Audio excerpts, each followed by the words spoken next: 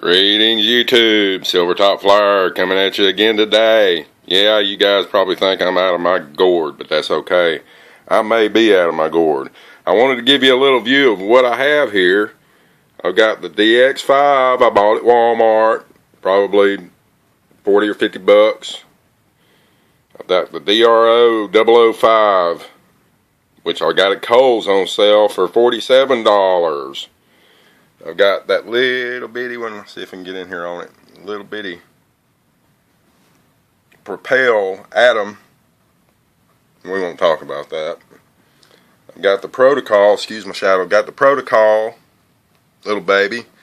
And I've got this coax helicopter. It's an infrared helicopter. Love to fly it inside. Just absolutely love this little toy. When I started, I decided to start with what you see here. I also have a unique Q500 sitting over there in the box. I have no problem at all flying it. I don't have a problem putting a 12-year-old behind it and letting her fly it. Very, very stable. Love it. Absolutely love it. I know you guys like to talk trash about DJI, and I have thought about buying something from DJI. I don't know yet. So I just wanted to show you what I have. I'm not a rookie flyer. I can fly. This particular aircraft right here, the black and white one that you see, I've wrecked it at least 25 times. Cleaned her up, cleaned her out, still flying. Amazing.